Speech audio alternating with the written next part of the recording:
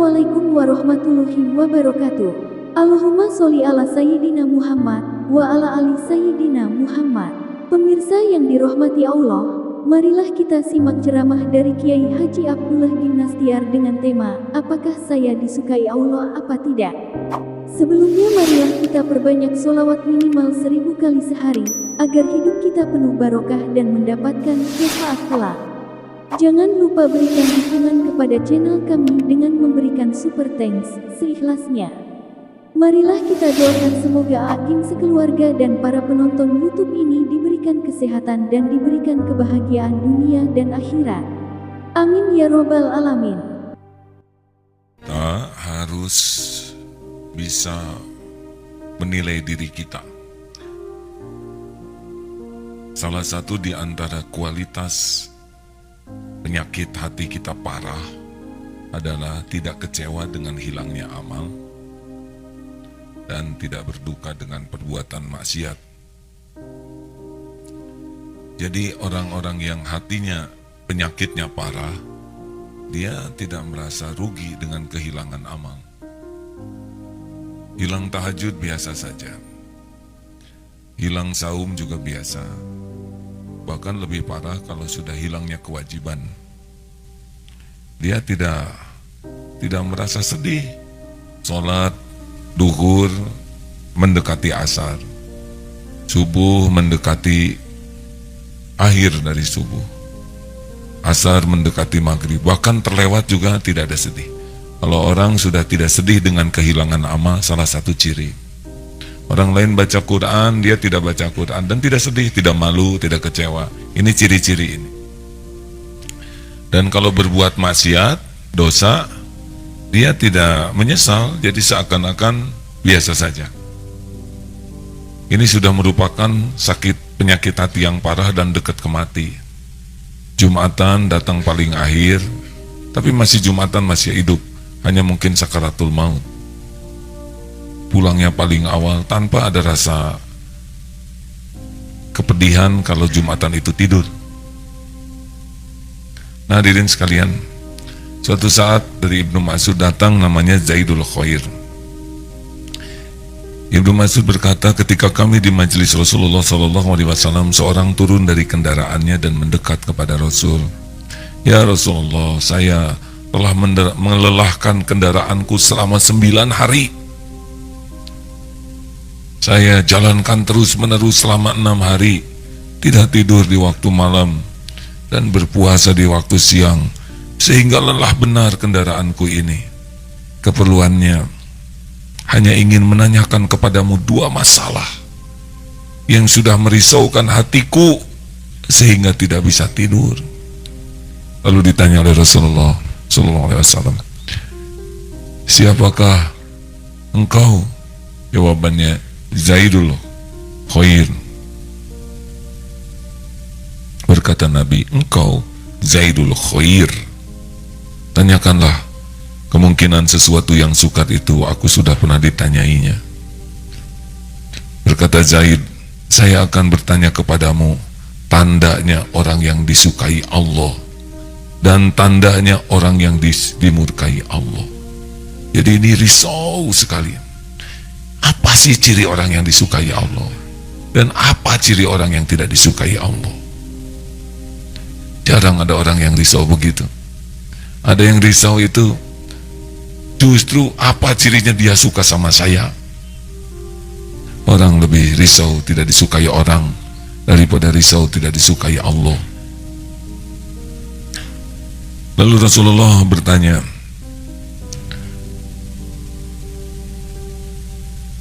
kepada Zaid ini. Jawab Rasulullah kepada Zaid, untung, bagaimana keadaanmu ini? Bagaimana keadaanmu kini wahai Zaid? Lalu Zaid menjawab, ya Rasul, saya ini suka kepada amal kebaikan dan suka orang-orang yang melakukan amal kebaikan dan suka tersebarnya kebaikan. Dan bila aku ketinggalan, merasa menyesal dan rindu kepada kebaikan itu. Dan bila aku berbuat beramal sedikit atau banyak, saya tetap yakin akan pahalanya. Lalu Rasulullah SAW menjawab, ya itulah dia. Andai kata Allah tidak suka kepadamu, tentu engkau disiapkan untuk melakukan yang lain dari itu. Dan tidak peduli dimanapun, dan tidak peduli jurang manapun, kau akan binasa. Lalu Zaid berkata, cukup. Lalu ia berangkat kembali di atas kendaraannya. Masya Allah, apa yang bisa kita ambil? Lihatlah yang dirisaukannya. Bukan duniawi, bukan jodoh, bukan masalah rezeki yang merisaukan Zaidul Khair ini. Bukan masalah pekerjaan, bukan masalah penilaian orang, tapi yang merisaukannya tuh, saya disukai Allah atau tidak, apa tanda-tandanya. Ibu jangan sibuk mikirkan suami saya suka atau tidak sama saya, tapi sibuklah Allah suka tidak sama saya. Karena suami ibu manusia, tidak punya apa-apa, tapi Allah pemilik, penguasa, penentu segala-galanya. Suami ibu suka ke ibu, Allah nggak suka, ibu tetap apes. Allah suka sama ibu, suami kurang suka ke ibu, ibu tetap untung. Sama suami juga. Pelajaran kedua adalah betapa orang nyari tahu kebenaran sampai 9 hari. Ini tamu berapa hari ke sini perjalanannya? Dari Cimahi, dari Depok, Majelis Taklim Khairul Ummahat Depok, berapa hari ke sini perjalanan? 1 hari kurang. Dari Bekasi, Assalam mana? Berapa hari? Naik apa? Kuda, onta atau apa? Bisnya ber-AC, empuk, goyang-goyang tidak? Lompok, Bundo, Kanduang, Singkarak, mana? Ada jauh nih. Mana? Bundo? Majelis Taklim Nurul Ammah Sukabumi. Ini berapa hari? Majelis Taklim Al Barokah Cianjur. Mana? Berapa hari? Kurang lama perjalanannya, muter dulu. 9 hari naik kuda, unta, itu bukan ringan hadirin. Ya maaf, saya pernah mencoba berkuda 20 km. 20 km itu 2 jam. Turun dari kuda teh nggak bisa duduk. Boro-boro perang. Goler ya hadirin. Dipijet aja. Ini 9 hari. Allah menghargai jerih payah hambanya dalam mencari ilmu. Jangan hitung-hitungan ongkos, Bu. Pak, jangan hitung-hitungan. Adik-adik, Bapak yang ngitung, ya. Keluar uang untuk nyari ilmu bukan biaya, tapi investasi. Ini naik kuda 9 hari, 6 hari 6 malam di atas kuda terus. Masya Allah. Yang ketiga hikmahnya adalah betapa beliau betul-betul mencari ilmu dari sumbernya. Karena Rasulullah masih ada, ngejar kepada Rasul. Jadi tidak hanya senang dengar dari siapa saja. Banyak sahabat yang bisa menyampaikan. Yang keempat, ternyata yang disukai oleh Zaidul Khair ini senang melakukan kebaikan, senang melihat orang lain melakukan kebaikan, senang melihat tersebarnya kebaikan, dan jikalau ketinggalan amal soleh, pedih, menyesal, dan rindu, serta yakin sekecil apapun amal, pasti ada ganjarannya di sisi Allah. Itu artinya ikhlas, hadirin. Ini orang ikhlas itu menikmati amal. Kalau kita berbuat baik, belum tentu menikmati kebaikan. Ini karena banyak tamu baru ya, khusus yang jawab tamu baru. Bu, kalau ibu masak untuk suami, ibu sayang ke suami?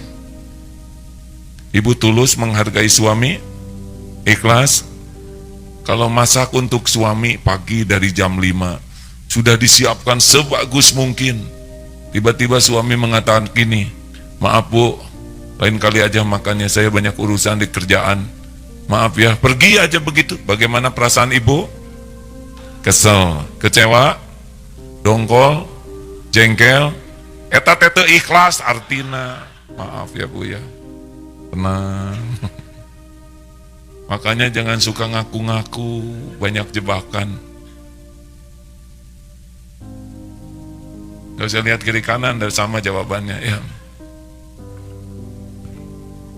Orang yang ikhlas itu, dia dihadiahi oleh Allah nikmatnya dalam beramal.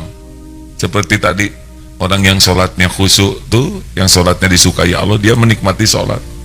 Kalau yang tidak bagus sholatnya, garing saja sholat itu. Dia menikmati amal, merindukan. Nih ya, ada nikmat, ada rindu. Seperti orang yang ahli tahajud betulan, itu jam 3 malam, setengah 3 itu sesuatu yang dirindukan. Tidak kebagian tahajud itu sedih, bukannya gembira. Dan merindukan besoknya dapat tahajud lagi. Sama, orang yang kehilangan sholat jamaah itu terpukul hatinya. Dan Allah tahu. Dan ingin sekali bisa tidak tertinggal amal solehnya. Kotak infak lewat, itu berharap kotak infak itu mendekatinya, bukan bahagia menjauhinya atau pura-pura sibuk. Cek aja situ dulu ya. Padahal Allah tahu dia nggak niat sedekah, hanya pura-pura nyari uang. Dan nggak ada dari tadi juga. Jangan tipu-tipu ya. Saya memang tidak tahu, tapi Allah tahu saudara lagi acting pura-pura, atau ditutup tangannya pada nggak masukin apa-apa. Yang dimasukin tisu, itu lebih buruk lagi. Langsung ngangguk-ngangguk. Ibu nggak usah tipu-tipu ya. Allah tahu semua yang tersembunyi. Makanya orang yang ikhlas itu diberi nikmat di dalam beramal, dan dia sudah puas dengan amal itu diterima, udah puas. Tidak peduli orang tahu atau tidak, melihat atau tidak lihat, menghargai atau tidak, muji atau tidak, udah lewat itu sudah tidak ada di hatinya ya. Jadi orang yang banyak kecewa, sakit hati, tersinggung, jengkel karena orang tidak membalas kebaikannya, ciri-ciri kurang ikhlas. Bu, perlukah ibu dianggap sebagai ibu yang baik? Bu, perlukah ibu dianggap sebagai ibu yang baik? Ikhlas, nanti hadirin. Tidak perlu dianggap ibu yang baik. Yang perlu itu jadi ibu yang baik. Perlukah ibu dipuji suami? Tegang. Ya, insya Allah, saya belum keluarin pertanyaan lebih mematikan. Bu, perlukah ibu pengen dipuji suami? Bu, jangan ngambek kepada yang beda, biasa aja. Beda itu biasa, bertengkar yang jadi dosa ya. Mau dipuji apa oleh suami? Cantik. Kan ibu tahu sendiri ya. Ibu nyiksa diri. Nggak usah dandan mah dandan, nggak usah nanya, Mas, gimana penampilan saya? Itu nyiksa suami. Suami harus ngomong apa coba? Mau ngomong cakep dah enggak ya enggak. Jadi sangka dusta. Mau ngomong apa adanya jelek enggak tega. Jadi gimana jawabannya? Iya bu, ibu tuh seperti kesemek, kan enggak enak bu. Sudah, ini teh sebetulnya pengajian Al-Hikam resmi, tapi wajah tamu ini menggoda saya untuk bergurau terus. Serius lagi ya, hadirin. Bu, lakukan yang terbaik dan lupakan. Itu yang membuat nikmatnya sebuah amal. Makin berharap dilihat, makin berharap diketahui, makin berharap dipuji, makin berharap dihargai oleh makhluk, Allah tidak suka. Makanya disimpanlah luka di hatinya. Eta teh hadiah buat orang-orang yang tidak ikhlas. Jadi kalau di sini nggak enak tuh alarm tuh, ada yang salah pada diri kita. Penyebabnya adalah biasanya mencari kedudukan di sisi makhluk lah yang menjadi penyebabnya.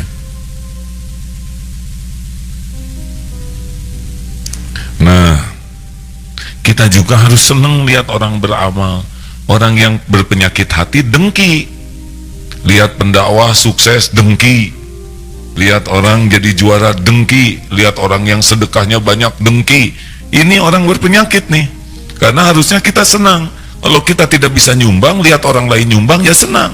Karena hakikatnya setiap orang berbuat baik adalah Allah yang berbuat baik. Nih sekarang banyak yang membantu korban Palu, Donggala di Lombok. Itu kan hakikatnya Allah yang nolong mereka lewat berbagai organisasi.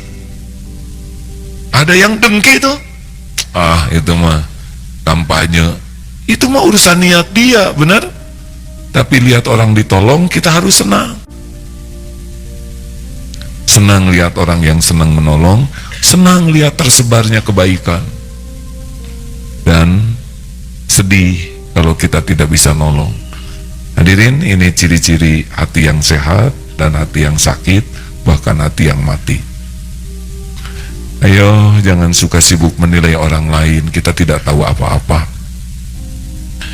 Kita tidak bersamanya, kita tidak bisa membelah hatinya, betul?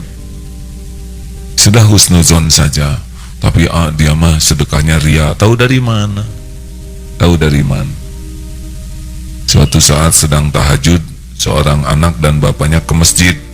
Lihat orang pada tidur. Pak, lihat tuh Pak, ini kan sepertiga malam terakhir, orang-orang pada tidur aja.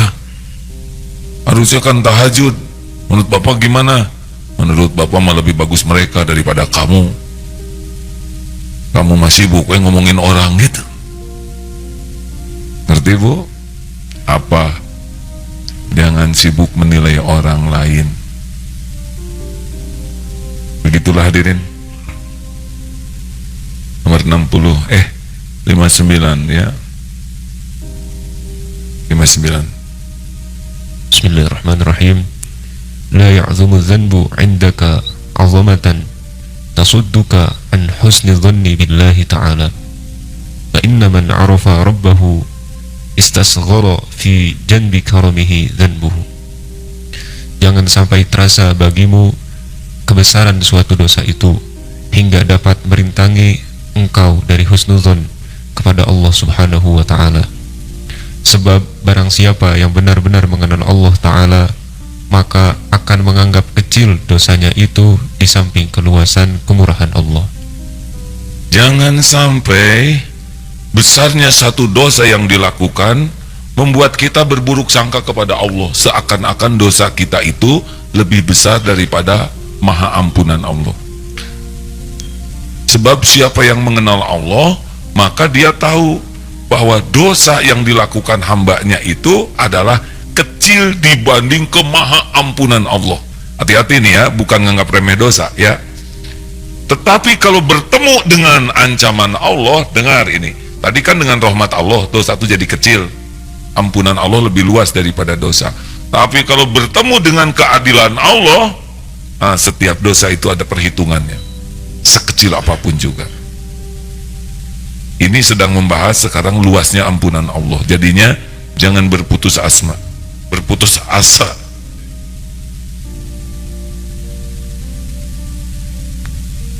Jangan pernah berputus asa karena sebesar apapun dosa, kalau bertemu dengan ampunan Allah lebih luas, lebih besar dari dosa yang dilakukan hambanya. Hai, kita aja sekarang ini hanya dengan rahmat Allah bisa begini hadirin. Acungkan tangan yang sholat asar barusan khusyuk. Sudah nggak ada yang ngacung. Yang nilainya 90 kehusuannya. A'udzu billahi minasy syaithanir rajim. Qul ya ibadiyalladzina asrafu ala anfusihim la taqnatu min rahmatillah. Innallaha yaghfirudz dzunuba jami'a. Innahu huwal ghafurur rahim. Katakanlah, wahai hamba-hambaku yang melampaui batas terhadap diri mereka sendiri. Janganlah kamu berputus asa dari rahmat Allah. Sesungguhnya Allah Maha mengampuni dosa-dosa semuanya. Sungguh dialah Allah yang Maha Pengampun lagi Maha Penyayang. Masya Allah, Maha Pengampun dan Maha Penyayang. Allah gabungkan itu. Jadi kalau sudah sempat tergelincir, bersegeralah tobat, karena hadiah dari orang yang tobat adalah dipersulit berbuat dosa lainnya. Salah satu hadiahnya. Dan kalau orang tidak tobat, hukuman awalnya adalah diberikan kemudahan berbuat maksiat lainnya. Celaka kita. Kalau ikhlas beramal, hadiahnya selain diberi kenikmatan dalam beramal, juga dibuka pintu kemudahan beramal lainnya. Jadi kalau makin ikhlas tuh makin terbuka peluang-peluang amal. Kotak infak yang biasanya nggak lewat, jadi lewatnya 2 ya. Set sini, jangan jengkel, dan tidak akan terkuras itu harta. Ada orang minta tolong, larinya ke kita, bukan ke yang lain. Karunia Allah, hadirin. Kita dititipi rezeki, tapi oleh Allah tidak diberi jalan untuk bersedekah. Itu memperberat hisab. Kita dititipi rezeki, kemudian diberi jalan oleh Allah bisa bersedekah, itu nikmat. Dan yang lebih utama lagi, diberi jalan bersedekah dan ditutup pintu riya, itu sempurna karunia Allah. Karena bisa bersedekah masih bisa riya itu. Tapi kalau sudah beramal, diberikan bekal amal, pintu beramal, dan diberikan nikmat ikhlas, itu sempurna nikmat. Tidak semua orang beramal diberikan nikmat ikhlas. Makanya kalau beramal itu tidak cukup sibuk beramal, tapi harus berusaha supaya diterima amalnya. Mau tahu latihan ikhlas? Ya kalau nggak mau tahu nggak apa-apalah, nggak maksa saya. Sing banyak amal rahasia. Kalau semua amal kita diketahui orang, gejala-gejala itu. Kalau amal wajib, sunnahnya diketahui orang, karena jadi dakwah. Seperti sholat jamaah di masjid. Mau kemana? Mau sholat jamaah ke masjid, itu bagus, dakwah. Malah ada yang malu lagi ke masjid. Mau kemana? Ke toilet, bohong. Ke toilet berani ngomong, naik travel, stop pak, mau apa? Mau ke WC, mau sholat gitu. Memberitahu orang kita mengamalkan yang wajib itu bisa jadi dakwah. Tapi amalan sunnah tidak perlu semua orang tahu. Saya sholat sunnah dilihat orang, yang nggak apa-apa, cari nanti nggak ada orang, sunnah yang bagus. Saya sedekah, jadi waktu saya 100.000 saya dilihat orang, nanti nggak dilihat orang, 500.000 dikurang 450.000, ditambah 1 juta. Ayo, pas nggak ada orang, cepet, ngaji laporan, odoj, one day one juice.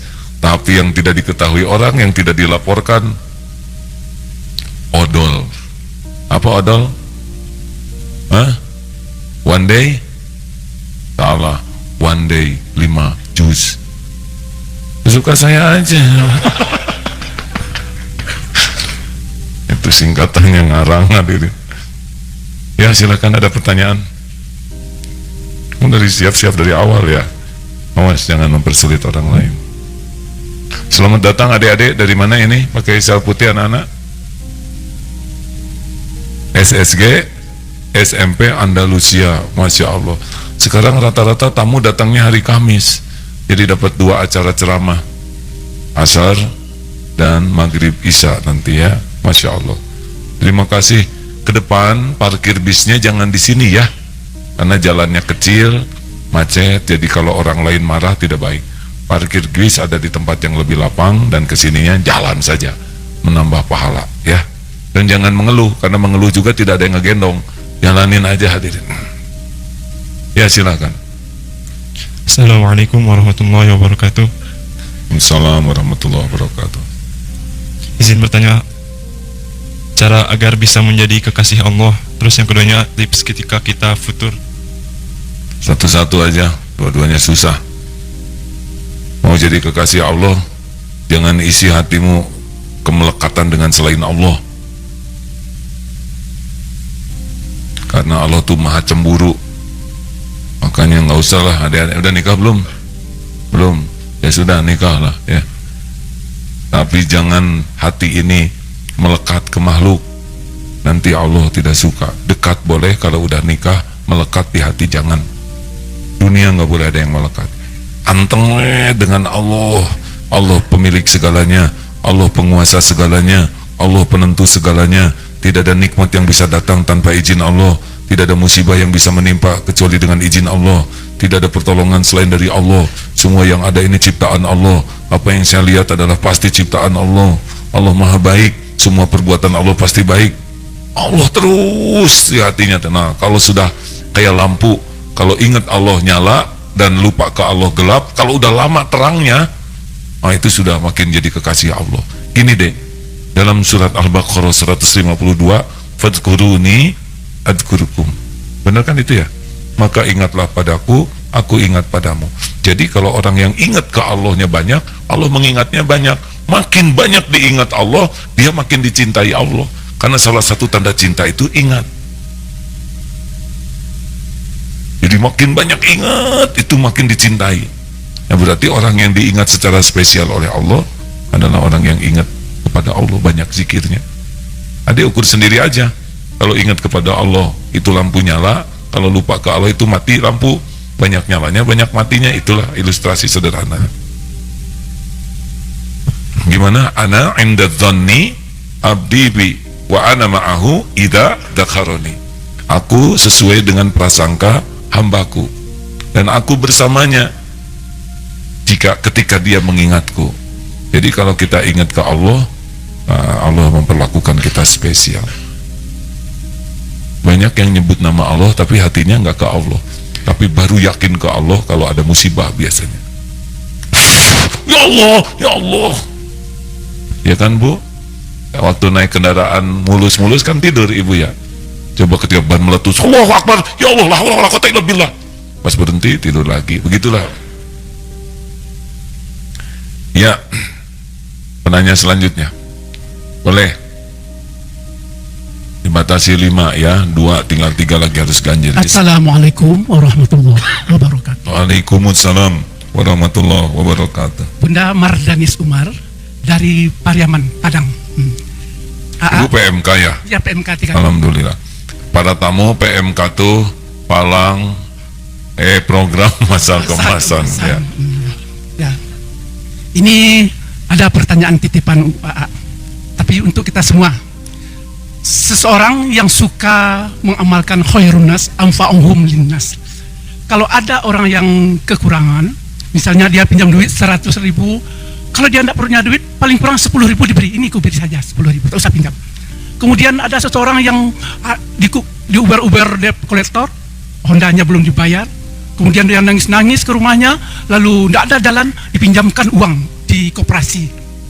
Pokoknya seseorang tersebut dia selalu membantu. Tapi sayangnya Kak AA, setelah dibantu dia diam saja. Bahkan ketika terakhir ini, ketika dia akan pergi ke suatu tempat, ke tempat AA ini, dia itu lagi yang menangis mengadukan sesuatu kepadanya. Tapi karena ke tempat AA ini sudah tekadnya bulat, lalu tidak dipinjamkan. Jadi bagaimana cara menyikapi saudara-saudara ataupun tetangga-tetangga yang sebenarnya beliau itu tidak bisa lagi membantu, hanya tinggal istilahnya di Padang, tinggal gigi dan lidah saja lagi, tidak ada yang akan bisa diberikan. Jadi ketika dia membayar, tidak mau dia membayar, sehingga orang di koperasi tersebut tahunya si A tadi yang suka membantu tadi. Bagaimana menyikapi, karena membantu orang kita dapat malu, bagaimana menyikapi hal yang demikian? Terima kasih Bu. Assalamualaikum warahmatullahi wabarakatuh. Waalaikumsalam warahmatullahi wabarakatuh.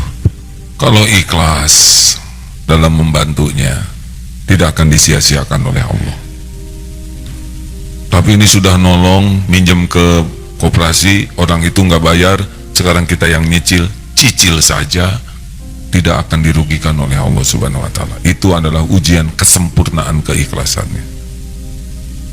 Tidak, kalau kecewa berarti belum ikhlas, belum makomnya. Apakah menolong harus habis-habisan? Kita juga menolong harus proporsional, jangan sampai Karena kita suka menolong, kurang perhitungan, sehingga ada orang yang memanfaatkan kita untuk jadi jalan dia tidak berikhtiar dengan benar. Menolong orang kan tidak selalu harus dengan uang. Kadang-kadang menolong tuh dengan tidak memberi. Kalau diberi dia jadi ketagihan. Kalau diberi ikan membuat dia jadi malas. Kadang-kadang menolong tuh harus dibuat susah. Gitu. Jadi tidak selalu menolong itu dengan memberi uang apa yang dia minta. Ada pengalaman di Geger Kalong Girang ini ada lampu merah. Saya dengan seorang ustadz sama-sama ada minta-minta di kanan. Lalu dinasehati, Pak, udah sholat belum? Sholat supaya rezekinya cukup. Nanti nggak selalu minta begini. Ngomong dia, ngomel. Pindah ke sebelah ustadz. Minta-minta di sana, dikasih aja. Terus nanya, kenapa Ustadz ngasih? Karena Rasulullah kalau diminta selalu ngasih. Balik bertanya, kenapa enggak ngasih? Karena saya orang Geger Kalong. Tahu, lihat orang ini selalu ada. Dia bukan orang yang kekurangan. Dia orang yang berpura-pura jadi pengemis, berpura-pura miskin. Kan di drop ke sini pagi-pagi itu, satu angkutan dengan seragam khusus. Saya tahu. Nah kan beda karena beliau tidak tahu. Jadi beliau ngasih. Kalau saya tahu, kalau saya ngasih saya tertipu oleh tipu dayanya. Begitu yang saya pahami. Jadi kalau sudah terjadi ya sempurnakan saja. Jual ini, jual itu supaya lunas utang. Dan yakinlah Allah melihat semuanya. Tidak boleh menyesal dan nolong orang. Ya. Jadikan pelajaran ke depan. Makasih AA. Ya. Assalamualaikum warahmatullahi wabarakatuh. Waalaikumsalam warahmatullahi wabarakatuh. Ya, nomor 3. Ini santri, bukan santri ya? Ini aja, santri tenang aja ya. Nanti bisa sama Ustadz Mulyadin. Ada lagi di sana akhwat, satu lagi cepat ngacung. Ada? Tenang Bu, ini dulu, silakan deh. Assalamualaikum warahmatullahi wabarakatuh. Izin bertanya, Pak, gimana caranya supaya hati itu tetap tegar di saat Allah menimpakan berbagai macam musibah dan kesulitan gitu, dan apa tandanya kalau kita tuh benar-benar kuat untuk mengemban musibah atau kesulitan itu? Makasih. Assalamualaikum warahmatullahi wabarakatuh. Waalaikumsalam warahmatullahi wabarakatuh. Kita kuat kalau dikuatkan Allah. Allah menguatkan kita kalau kita ingat ke Allah. Makanya alladzina idza asabatkum musibah qalu inna lillah. Cara pertamanya ditimpa musibah jangan ngomong apa-apa selain inna lillahi wa inna ilaihi raji'un. Surat Al-Baqarah ayat wala nabluwannakum bisyai'in 155 154 155 156. Sesudah itu lanjutkan ke surat At-Taghabun ayat 11. Ma asaba min musibatin illa biiznillah. Ini terjadi dengan izin Allah. Wa may yu'min billah, kalau beriman ke Allah yahdi qalbah, Allah akan memberikan petunjuk di hati.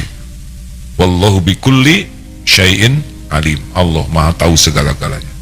Bergerak lagi ke Al-Hadid ayat 22. A'udzubillahi minasyaitonir rajim. A'udzubillahi minasyaitonir rajim. Ma asaba min musibatin fil ard. Tak ada satupun musibah yang menimpa di bumi. Wala fi anfusikum, juga pada dirimu, illa fi kitabim min qabli an nabra'aha, kecuali sudah tertulis di Lauh Mahfuz sebelum kami mewujudkannya. Inna dzalika 'ala Allah yasir, sesungguhnya yang demikian itu mudah bagi Allah. Jadi sudah tertulis di Lauh Mahfuz.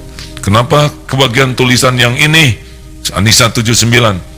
Ma asabaka min hasanatin famin Allah, wa ma asabaka min sayyi'atin famin nafsik. Kalau kebaikan datang dari Allah, kalau keburukan, ini dari keburukan diri sendiri. Jadi kalau ada yang menimpa pahit, oh itu keburukan. Jadi harus bagaimana nih, ini berat sekali. Al-Baqarah 285 yang terakhirnya berapa? La yukallifullahu nafsan illa wus'aha. Allah tidak akan membebani seseorang kecuali sesuai dengan kesanggupannya. Kapan berakhirnya? Fa inna ma'al usri yusran, inna ma'al usri yusra. Bersama kesulitan itu pasti ada kemudahan. Hujan pasti berhenti, badai pasti berlalu, malam pasti berganti menjadi siang. hadapin aja. Banyak tobat. Rahasia dari kepahitan itu adalah air mata tobat. Gak usah banyak mikirin jalan keluar dulu. Kalau mobil kacanya kotor, pikirin bersihin kaca, jalan kelihatan. Punya dosa tidak, Dek? Punya sedikit atau banyak? Nah, itu yang bikin jadi masalah. Tobat. Gimana, Ustaz? Solusinya silakan. Tes satu surat Al-Anfal di ayat ke-33 dan surat An-Nisa ayat 147. A'udzu billahi minasy syaithanir rajim. Wa ma kana Allah liyu'adzibahum wa anta fihim wa ma kana Allah mu'adzibahum wa hum yastaghfirun. ما يفعل الله بعذابكم إن شكرتم وآمنتم وكان الله شاكرا عليما. Allah tidak akan menghukum mereka selama engkau Muhammad berada di antara mereka, dan Allah tidak akan menghukum mereka sedangkan mereka masih memohon ampunan kepada Allah. Allah tidak akan menyiksamu jika kamu bersyukur dan beriman kepadanya, dan Allah maha mensyukuri lagi maha mengetahui. Tuh, Dek, Rasulullah sudah tidak ada. Pilihan kita adalah tinggal banjiri dengan air mata tobat dan air mata syukur. Percayalah, masalah itu tidak ada yang gawat. Yang gawat itu tidak tobat dan tidak syukur. Semua masalah itu bisyai, kecil.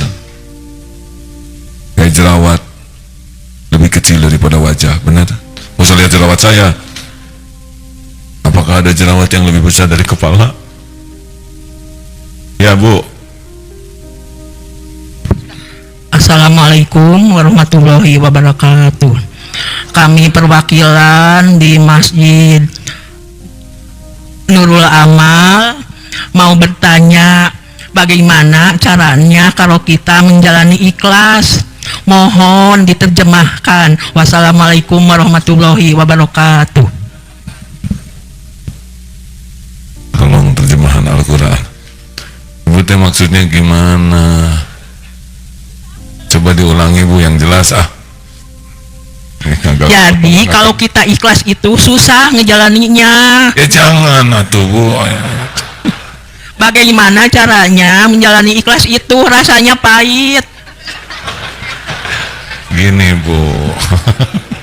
Jadi ingat coaching. Rasanya pahit, Bu. Paria, pahit. Ibu suka makan paria nggak? Jawab, Ibu. Suka makan paria, tapi paria itu salah nanemnya. Nggak pakai gula, jadi pahit. Ayo wae jawabannya. Saya liur hadirin. Ya. Jadi Ibu maunya apa sekarang? Bagaimana caranya kalau kita menjalani ikhlas itu? Kadang-kadang kan kita tuh emosi lah. Coba kalau sepertinya kita keadaan lagi kekurangan, kalau lagi kita istilahnya kepepet apa. Jadi kan kadang-kadang kita ngejalaninya nggak ikhlas. Kalau mau pergi ngaji, sebel itu bukan duit gitu. Jadi sekarang menurut Ibu bagaimana caranya supaya ikhlas, Bu? Ya begitu, tolong bagaimana caranya menghadapi kita ngejalani ikhlas itu harus gimana gitu. Wassalamualaikum warahmatullahi wabarakatuh. Jadi supaya ikhlas, Ibu harus ikhlas.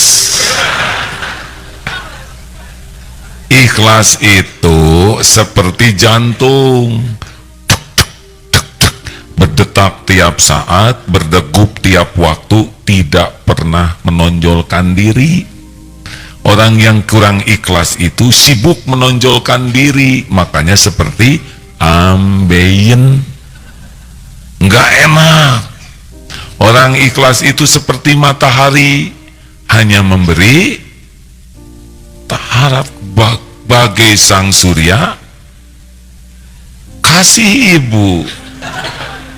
Nah, jika paut gini, Bu, lakukan, lupakan, itu ikhlas.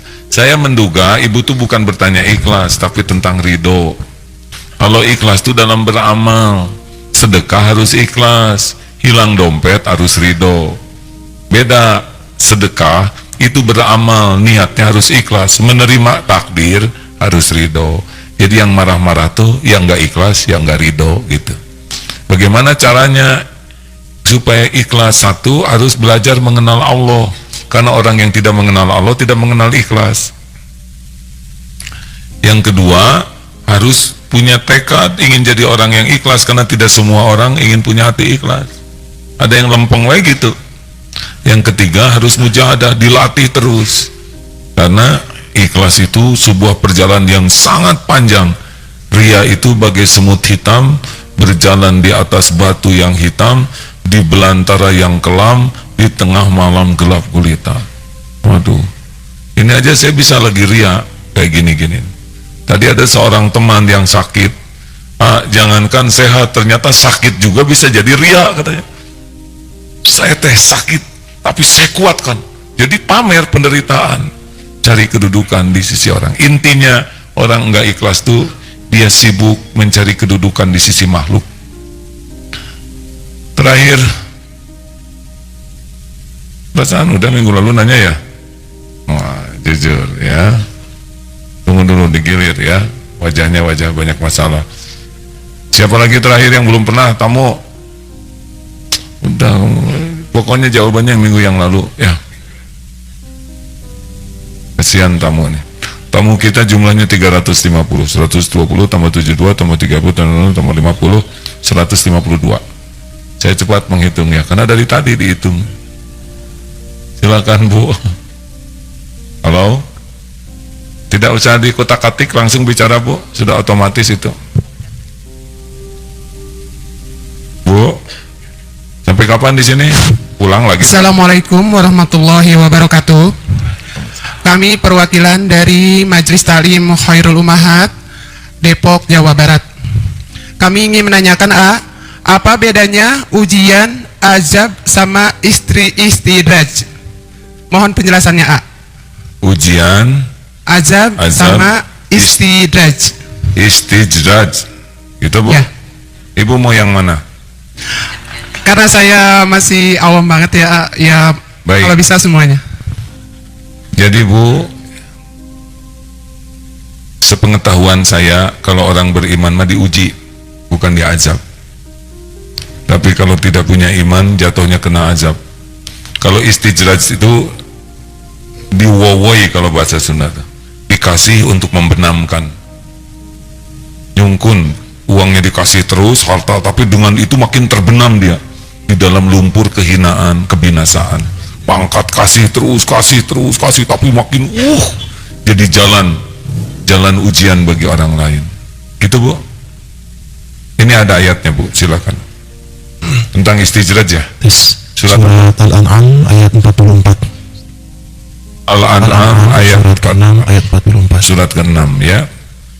A'udzu billahi minasy syaithanir rajim. فلما نسوا ما ذكروا به فتحنا عليهم أبواب كل شيء حتى إذا فرحوا بما أوتوا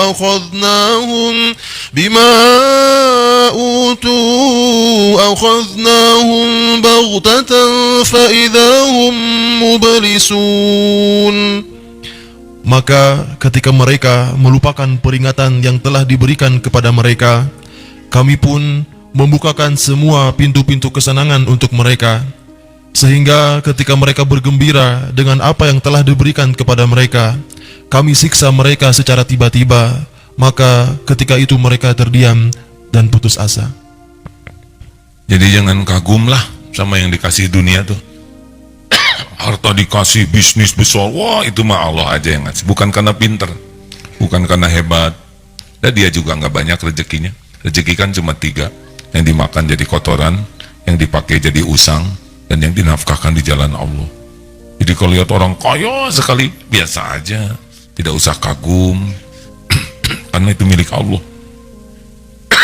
Baru kagum kalau dia jadi ahli takwa. Dia jangan suka terpesona sama duniawi. Biasa we. Ada yang memperkenalkan, ini orang ini kaya sekali. Saya susah kagumnya. Karena saya tahu itu semua itu adalah milik Allah.